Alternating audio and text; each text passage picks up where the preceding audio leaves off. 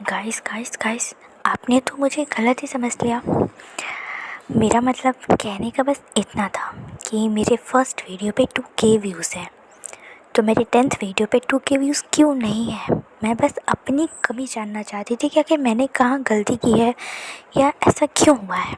एक रीज़न तो मुझे पता चला कि हाँ, हो सकता है ये मेरी गलती हो कि मैंने प्लेलिस्ट में वीडियोस अपडेट तुरंत नहीं किए। तो एक गलती तो मैं मानती हूँ, ठीक है, ये मेरी गलती है। तो भी तो और कोई रीज़न्स होने चाहिए ना। मैं ये नहीं कह रही कि मेरे व्यूज़ क्यों बढ़ नहीं रहे हैं। मेरा बस दिक्कत ये है कि मेरा फर्स्ट वीडियो पे जितने भी लोग उसे विज़िट किए हैं, देखे हैं, ठीक है, अगर उन्हें पसंद नहीं आया तो उनकी मर्ज़ी है, पर सेकंड और थर्ड वीडियो पे 1K व्यूज़ आए हैं।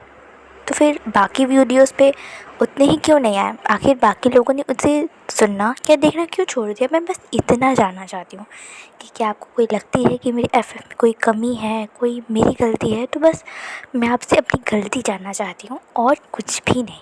और रही बात ये 2 दिन एफएफ अपडेट ना करने की, तो एक्चुअली क्या है ना, गर्मी इतनी ज़्यादा लग रही थी कि मैं फ़ैन बंद करके रिकॉर्डिंग कर ही नहीं पा रही थी। एक्चुअली बहुत ही ज़्यादा गर्मी पड़ रही है और इसीलिए आप खुद भी देख सकते हैं मेरे वीडियोस की लेंथ अक्सर 20 से 25 मिनट का होता है। बट इधर बीच में थोड़ा सा छोटा भी वीडियो बना रही हूँ। एक्चुअली मैं कंट्रोल ही नहीं कर पा रही है, मुझे बहुत ज़्यादा गर्मी लग रही थी एंड इसीलिए आई एम सॉरी। बट अब मैं कोशिश करूँगी कि एक भी वीडियोस ऐसे ना हो कि स्किप हो जाए। तो चलिए आज के पार्ट को हम स्टार्ट करते हैं। फुशियान के आर्म्स में हमारा वांगजी था। फुशियान उसे जल्दी से वहाँ से लेकर राजसभा की राजमहल में आता है। वहाँ पर जैसे ही वह एंटर करता है, उस मेन पैलेस के सामने ही बहुत सारे लोग खड़े हुए थे। वहाँ फुशियान की प्रजा खड़ी हुई थी, वहाँ पर सैनिक खड़े हुए थे, बहुत सारे लोग थे। फुशियान अंदर आता है और जैसे ही सब उसकी तरफ देखते हैं, सब उसके रास्तों से हट जाते हैं। फुशियान अंदर जाता है और वो दिखता है कि एक पर्सन की बॉडी कुछ कपड़ों से कवर्ड है, एक वाइट कपड़ों से उसे कवर कर रखा है। और तब फुशियान समझ नहीं पाता, वो जैसे एंटर करता है और तब एक हवा का झोंका आता है और उसे उस पर्सन के चेहरे से उसे हटा देता है। और फुशियान वो देखकर वहीं थम जाता है। फुशियान को बिलीव नहीं हो रहा था जो उसने वहाँ देखा। वो थम गया था, उसके हाथ पैर कांपने लगते हैं। वो उस पर्सन की तरफ देखते हुए कहता है, माँ नहीं। वो उन सब की तरफ देख रहा था और तब उसमें से फुशियान की पहली क्वीन यानी चाओलुसी बाहर आती है और वो कहती है, महाराज, इसी ओमेगा ने आपकी माँ की जान ली है। जिसे आप हाथों में लेके घूम रहे हो वही है आपकी माँ की हत्यारी। इसे मार डालिए। आप इसे क्यों बचा रहे हैं? इसी ने ये सब कुछ करवाया है, यही है रीज़न। और तब फुशियान के पैरों से ज़मीन मानो खिसक जाती है। वो अपनी माँ को बुरा मानता था, पर वो अपनी माँ के लिए ऐसा विश कभी नहीं कर सकता। हाँ, उसने गुस्से में एक बार कह ज़रूर दिया था, पर वो मीन नहीं करता था, वो गुस्सा था। उसे बहुत ज़्यादा गुस्सा आ रहा था, बट उसे लगा नहीं था कि वो जब वापस आएगा तो वो सच में ये दिखेगा। वो एक पल के लिए भूल ही गया था और उसके हाथों से वांगजी गिरने ही वाला था। इनफैक्ट गिर भी गया था, पर सिचैन जल्दी से आकर अपने भाई को होल्ड कर लेते हैं। वो फुशियान की तरफ देखते हुए कहते हैं, देखिए, मैं यहाँ नहीं था, पर ये जानता हूँ कि मेरा भाई, अगर उसने किया भी है तो रीज़न कुछ और होगा। प्लीज़ उसे गलत मत समझिए और अभी हमें इसकी जान बचानी है, प्लीज़। वो उसे बेग कर रहा था। फुशियान अभी भी सदमे में था, पर वो पीछे आ रहे शुयांग से कहता है कि जाओ, उसे कक्ष में ले जाओ और वैद्य को बुलाओ। और तब फुशियान भी अपने वही उस बेसुध हालत में वांगजी के पीछे पीछे जाने लगता है।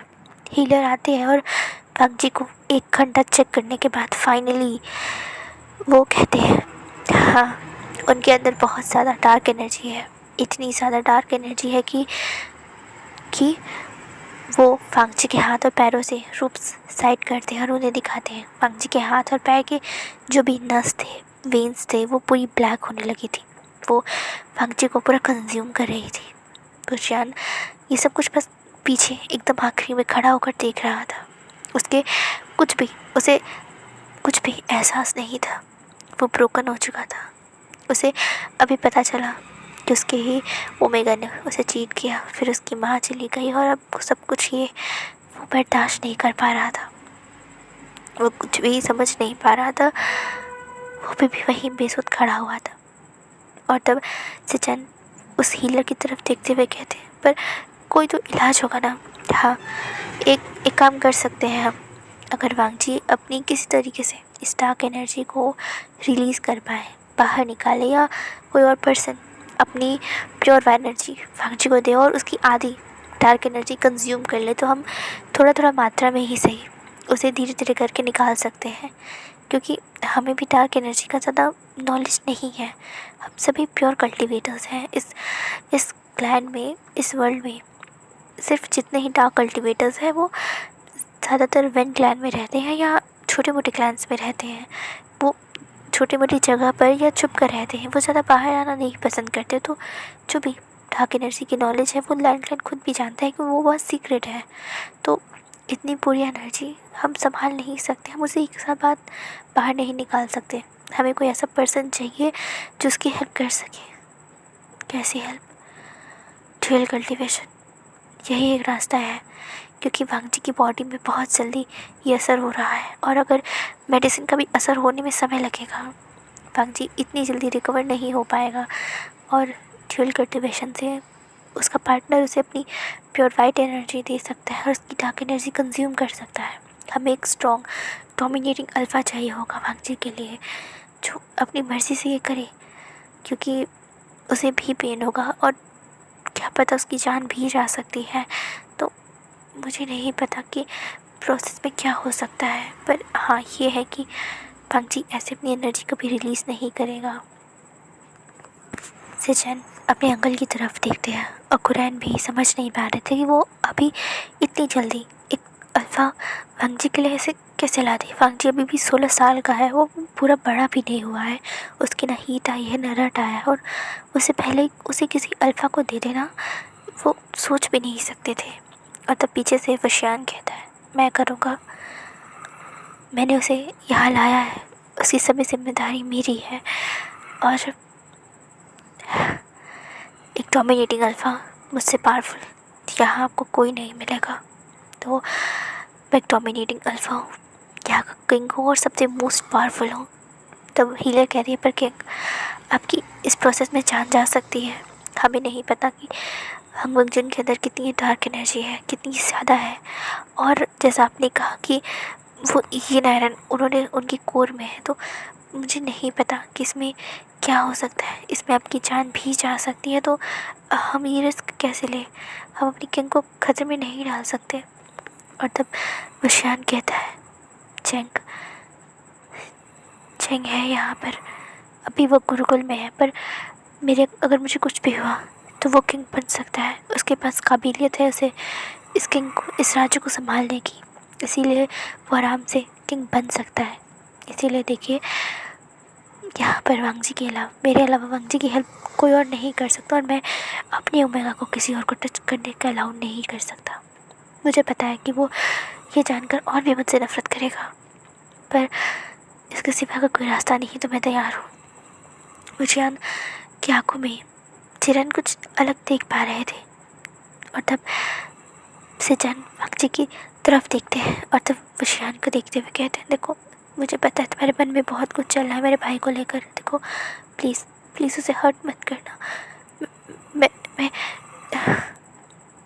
वशियान आगे आता है और सिचन की तरफ देखते हुए कहता है, शांत हो जाइए। मुझे पता है अपनी वांगजी से बहुत प्यार करते हैं। मैं भी अपनी छोटे भाई से बहुत प्यार करता हूँ। हालांकि वो एक अल्फ़ा है, पर फिर भी मैं उसे बहुत प्यार करता हूँ।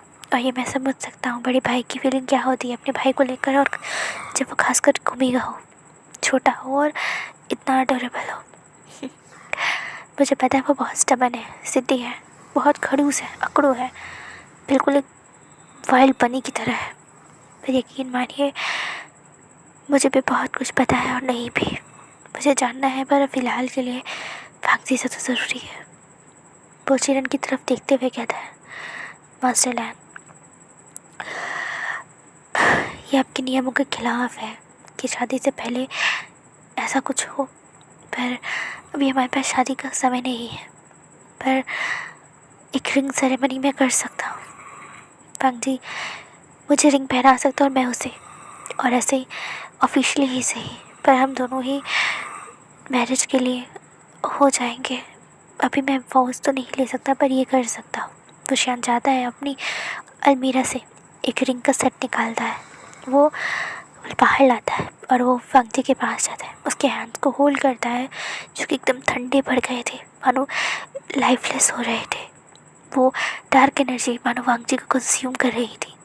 वो पूरा ही एकदम फक्स सफ़ेद पड़ गया था, उसका चेहरा पेल पड़ गया था और उसकी हालत बहुत मिसरेबल लग रही थी। बुशियान उसके फिंगर्स में रिंग पहनाता है और खुद उसके हाथों को पकड़कर अपने हाथ में एक रिंग डालता है, और तब वो बाकी सबकी तरफ देखते हुए कहता है, आप जाइए, मैं वांगजी को संभाल लूँगा, अगर कोई भी ज़रूरत पड़ी तो मैं आपको बुलाऊँगा।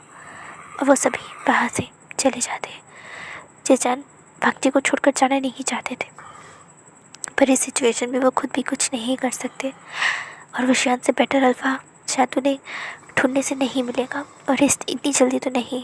बुशियान ने उनके पास एक ऑप्शन था, और इसीलिए वो कुछ भी नहीं सोचते हैं और वो वहाँ से बाहर चले आते हैं। वो सब बहुत बेचैन हो रहे थे, और तब बुशियान वांगजी के पास था। वांगजी के हाथों को उसने अभी भी पकड़ा हुआ था।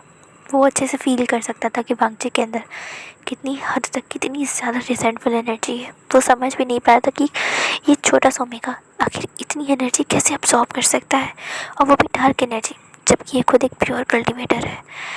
बुशियान हैरान था वांगजी की ऐसे स्ट्रेंथ को देख के, ऐसी पावर को देखकर। और तब बुशियान वांगजी के पास आता है, और यहाँ से हमारा सीन शिफ्ट होता है और हमें 3 दिन बाद का सीन दिखाया जाता है। सभा लग चुकी थी और महारानी का फ्यूनरल हो चुका था। क्वीन मदर का, कांचासरन का फ्यूनरल हो चुका था, सब कुछ हो चुका था, और आज सभा लगी थी जहाँ पर सब कोई थे, और वहाँ पर वांगजी मुजरिमों की तरह अपनी घुटनों पर जंजीरों में कैद सभा के बीचों बीच बैठा हुआ था, जिसकी हालत अभी भी कुछ खास अच्छी नहीं लग रही थी। उसके पास से अभी भी वो डार्क एनर्जी फील किया जा सकता था, बट हाँ, अभी वांगजी सेफ था। वांगजी की आँखें में कुछ नहीं था, वो पूरी आँखें खाली थी, उनमें कोई भी इमोशन नहीं था। वांगजी कुछ भी मानो फील ही नहीं कर रहा था, वो कुछ एक्सप्लेन करना नहीं चाहता था, कुछ कहना समझता कुछ भी वो नहीं चाहता था। वो एक लाइफलेस की तरह वहाँ बैठा हुआ था, बस मानो वो मान चुका था कि अब उसकी लाइफ में जीने का ना जीने का कोई मतलब नहीं है। वो एकदम लाइफलेस वहाँ पर ऐसे ही बैठा हुआ था। सभा में सबकी नज़रें वांगजी पे थी और वांगजी की किसी पे नहीं थी। वो अपनी सर को झुकाए आराम से चुपचाप वहाँ बैठा हुआ था, नील डाउन था। और तभी बुशियान एक डार्क शैडो गार्ड को बुलाता है, चिनचिन बाहर आओ।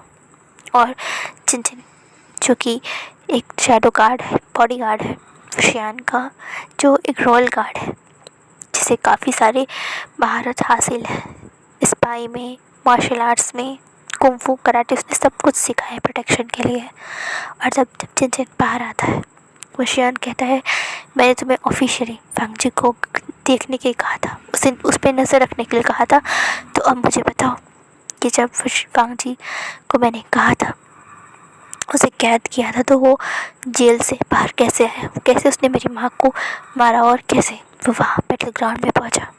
और तब चिनचिन सबसे पहले महाराज भी बुशियान को बो करता है, और वहाँ पर सभी बाकी मिनिस्टर्स क्वींस की तरफ देखता हुए कहता है, मैं 24 घंटे राजकुमार लान की प्रोटेक्शन में था, मैंने उन्हें 24 घंटे फॉलो किया है, कोई भी मुझे नहीं देख सकता, क्योंकि मैं एक डार्क शैडो हूँ, गार्ड हूँ, जिसे महाराज विभूषियान के पुरखों ने इस क्लैन की, इस किंग की प्रोटेक्शन के लिए पीढ़ियों से हमें चुना है, इसीलिए हमारे पास कुछ खास शक्तियाँ हैं जिसे जो भी इस सीट पर बैठता है सिर्फ वही देख सकता है जब तक उनका आदेश ना हो। इसीलिए महाराज वीचांसी ने हमेशा मुझे महाराज वीचांसी के ऑर्डर से ही मैं हमेशा क्राउन प्रिंस के पास रहता था। और उसके बाद अब जब वो किंग बन चुके हैं तो मैंने उनके आदेश से राजकुमार लान के प्रोटेक्शन में था। इन दोनों जो कुछ भी हुआ मैंने सब देखा है और मैं अपनी बात रखने की आप सबसे शुक्रिया कहता हूँ कि आप सबने एक मौका दिया मुझे। जब राजकुमार लान उन सैनिकों के साथ कारागार में आ गए थे, बंद हो गए थे, तो वो पूरे एक दिन उन्होंने कुछ भी नहीं किया। वो बहुत आराम से वहाँ पर बैठे हुए थे, मानो उन्हें कोई फ़र्क नहीं पड़ता कि आगे उनके साथ क्या होगा क्या नहीं होगा। वो बहुत ही ज़्यादा सुकून से थे। पर नेक्स्ट मॉर्निंग होते ही उनके पास एक बटरफ्लाई मैसेज आता है जो कि शायद लैंगक्लैन से था, क्योंकि वो बटरफ्लाई बिल्कुल ही प्योर वाइट था जैसा लैंगक्लैन के लोग आपस में बात करने के लिए यूज़ करते हैं। इसीलिए मैंने चुपके से उस लेटर को पढ़ा जिसमें लिखा हुआ था कि महाराज वन रूहान ने लैंगक्लैन पे हमला कर दिया है। उन्होंने लैंगक्लैन के एरियाज़ को कैप्चर कर लिया है और वहाँ पर सभी को बहुत तंग किया है। वहाँ काफ़ी सारे घरों को जला दिया है और वहाँ पर उनके अंकल यानी कि राजकुमार लान के अंकल को बंदी बना लिया है। और यहाँ युद्ध में भी काफ़ी सारे लोग घायल हो चुके हैं और ख़ासकर उनका भाई लानोवान वो भी घायल हो चुके थे। और तब उनकी आंखों से आंसू गिरने लगे और तब उन्होंने अपनी मिट्टी को खींचते हुए कहा, बहुत हो गया वन रूहान, मैंने अगर तुम्हारी हेल्प की है तो मुझे क्या लगता है मैं कमज़ोर हूँ? नहीं, बहुत हो गया। तुम्हारी हिम्मत कैसे हुई लैंगक्लैन के ऊपर नज़र रखने की? मेरे होते हुए मैं ज़िंदा हूँ अभी। और तब वो शांति से वहाँ पर लोटस पोजीशन में बैठ जाते हैं। पूरे 4 घंटे उन्होंने सिर्फ मेडिटेशन किया था और उसके बाद उनके अंदर मानो बहुत अलग से शक्तियाँ आ गई थी। उन्होंने एक बार में ही वहाँ पे जितने भी गार्ड्स थे उन सबको बेहोश कर दिया और उन्होंने अपनी ही पावर से उस लॉकअप के दरवाज़ों को उसे तोड़ दिया और तब वो बाहर आए। वो बाहर आ रहे थे, एक एक को बेहोश कर रहे थे, बट उन्हें अगर बाहर जाना था तो उन्हें राजमहल के अंदर से बाहर जाना था। इसीलिए वो राजमहल के अंदर आते हैं और तब उन्हें महारानी राजमाता के कक्ष से यानी महारानी कांसासरन के कक्ष से बहुत ज़्यादा आवाज़ें चीखें सुनाई दे रही थी। और तब वो धीरे से खिड़की से देखते हैं और वहाँ पर वो देखते हैं कि वहाँ पर वेंजुलियो था और वो महारानी को चोट पहुँचाने की कोशिश कर रहा था। और वहाँ पर महाराज विवस्वान की पाँचों क्वीन भी थी। और तब इससे पहले कि राजकुमार लान वहाँ से जाते उन्होंने एक बात सुनी कि वो वेंजुलियो महारानी वीचांसी को देखते हुए कह रहा था कि बताओ ये नारायण का उत्तराधिकारी कौन है? ये नारायण आखिर क्या सच में फांगजी ही कंट्रोल कर सकता था? और बताओ मुझे, तुम्हें सब कुछ पता है ये नारायण के बारे में? तो जितना सब कुछ तुम जानती हो बताओ। और मुझे अच्छे से पता है कि ये नारायण का आखिरी टुकड़ा तुम्हारे ही पति के पास था और इसके बारे में तुम दोनों के अलावा कोई नहीं जानता। तो जल्दी जल्दी बताओ ये नारायण का आखिरी टुकड़ा कहाँ है? बिना उसके हम पूरे वीक लैंड पे इस पूरे कल्टिवेशन वर्ल्ड पर रूल नहीं कर सकते हैं, जल्दी बताओ। और तब फांगजी जब ये बात सुनता है तो वो वहीं थम जाता है। वो अब अंदर जाता है दरवाजे को तोड़कर और तब उनके हाथ में उनकी बिजन आ गई थी। उन्होंने वेंजुलियो को से फाइट करना स्टार्ट किया और तब वेंजुलियो और उनके अंदर बहुत ज़्यादा लड़ाई हो रही थी। हालांकि वेंजुलियो एक एल्फा थे और उनके पास, जैसा कि आप सबको पता है, कोड डिस्ट्रक्शन की पावर है जिसके बारे में सबको ही जानता है। और इसीलिए वो कहीं ना कहीं हांगवंगजुन के ऊपर भारी पड़ रहे थे। और तब हांगवंगजुन के एक वार से वेंजुलियो पीछे जाते हैं और इससे पहले कि वो हांगवंगजुन अपनी फिर से फुल ताकत लगाते, वेंजुलियो ने जल्दी से उनकी तरफ बढ़ने लगे थे, अपनी कोड मेल्टिंग हैंड्स की तरफ। पर तुरंत ही आपकी माँ पहचान से कांचा शरण आ गई थी और वो कोर बिल्डिंग पूरा कोर डिस्ट्रॉय कर दिया था उनका। और वही उसी समय वो गिर गई थी और उस वेंजुलियो ने उनके अंदर तलवार घुसाकर वहाँ से वो भाग गया था। वहाँ पर वांग जी राजकुमार लान